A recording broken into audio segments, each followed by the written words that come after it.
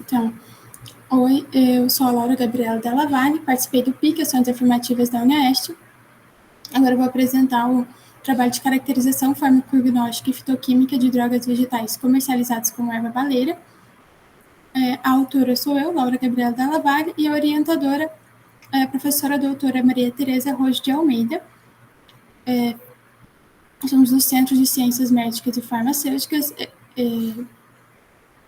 do campo de Cascavel, e o laboratório que conduziu, e onde foi conduzido esse projeto é o Laboratório de Farmacognosia e Fitoquímica.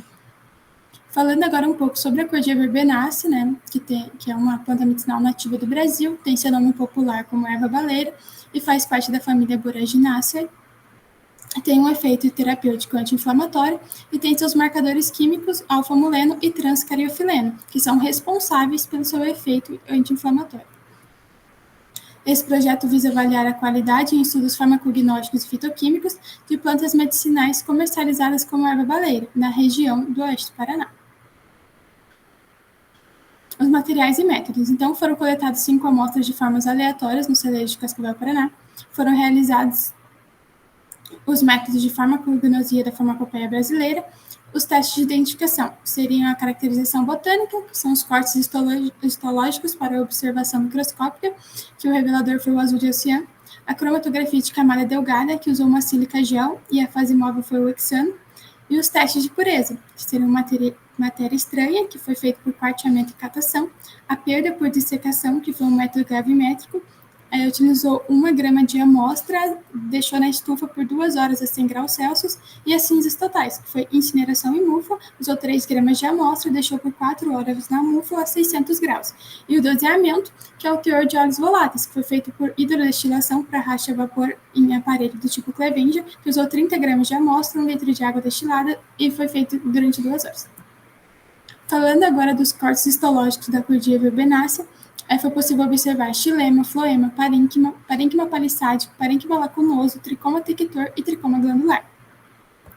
Nas imagens A, B, C, D e E, é possível ver o xilema, a floema, parênquima, tricoma glandular e tricoma tector. Tricoma tector, glandular, parênquima, xilema, floema, mesmo dá para ver nesses. O tricoma tector, glandular. Mas apenas nas imagens B, D e F é possível ver o parênquima palissádico, e o parênquima lacunoso. Então, aqui dá para ver, aqui também, e aqui também. E essas são características da erva baleira. Agora, falando da cromatografia de camada delgada, que teve como fase móvel o hexano e o revelador o anisaldeído sulfúrico, teve aplicações de óleo essencial das amostras 1, 2, 3, 5 e a padrão, que a padrão é uma amostra que foi corretamente coletada no horto, passou por processos adequados de secagem e extração de óleo essencial. A amostra 4 não foi aplicada óleo essencial, porque ela não extraiu o óleo essencial, passou pelos mesmos processos, das outras, mas ela não chegou a extrair o óleo essencial, então não foi feito com essa. Agora, falando aqui da amostra padrão, ela tem os 2 marcadores químicos, transcariofileno e o alfa-amuleno. O transcariofileno teve um RF de 0,95 e o alfa-amuleno de 0,9. Falando agora da amostra 1, ela foi a mais adequada, comparando com o padrão, porque ela teve os 2 marcadores químicos, mesmo que foram manchas fracas. Já a 2, ela apresentou apenas o alfa-amuleno, e a 3 não apresentou nenhum marcador químico. Isso provavelmente deve ser devido a alguma secagem em alta temperatura que aconteceu com essa amostra, porque geralmente no comércio eles usam secagens em altas temperaturas para acelerar o processo para poder comercializar mais rapidamente. E a erva baleira é uma droga vegetal, uma planta que não pode ser secada em altas temperaturas. Já a amostra 5, ela seria a mais adequada comparando com o padrão, se ela não tivesse essa banda azul aqui, que teve um RF 0,6. Porque ela tem os 2 marcadores químicos fortes, mas isso aqui torna ela inadequada, porque essa banda azul não existe aqui no padrão. Então, provavelmente é devido a alguma contaminação. Então, deixa essa amostra inapropriada. Agora, falando dos resultados dos testes de pureza da matéria estranha. Nós tivemos os valores, né, das amostras analisadas que ultrapassaram 80% de matéria estranha, enquanto na farmacopeia brasileira o máximo é de 2%. Já na perda por dissecação, ultrapassaram, né, todos os valores foram acima de 10%, enquanto na literatura o máximo é 8,4%. E a gente sabe, né, que a perda por dissecação, né, para ver umidade, enfim. E quando eu tenho um excesso de umidade, isso causa proliferação de micro-organismos e aparecimento de fungos nessa droga vegetal. Isso vai causar o deterioramento dela e pode causar hidrólise. Então, é muito importante fazer esse teste. Já nas cinzas totais, o maior valor das amostras analisadas foi 11,07, enquanto o máximo permitido na literatura é 17,40. Então, no teste de cinzas totais, as amostras passaram, tiveram um resultado positivo.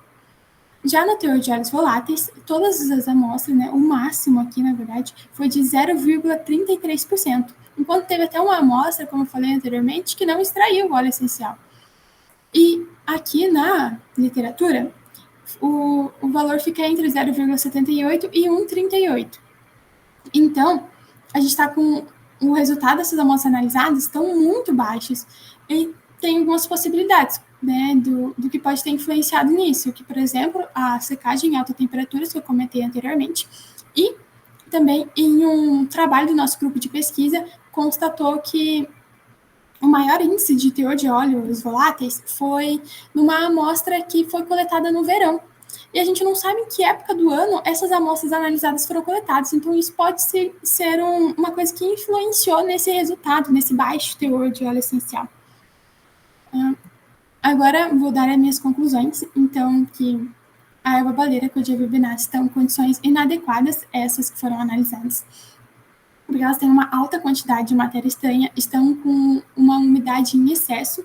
As cinzas foram, sim, dentro do valor permitido, mas também teve um baixo teor de óleos voláteis que influencia muito na ação terapêutica, porque como os marcadores químicos, eles influenciam ali, né? Eles que fazem a ação terapêutica da droga. Então, se não tem óleo essencial, não tem marcador químico, não tem ação terapêutica. Então, isso influencia totalmente na qualidade da droga. E ali, na cromatografia de camada delgada, apenas uma amostra se mostrou adequada, como eu falei antes, que poderiam até ser duas, mas como foi contaminada, ficou inapropriada. E isso tudo, né, como eu acabei de falar, influencia na ação terapêutica.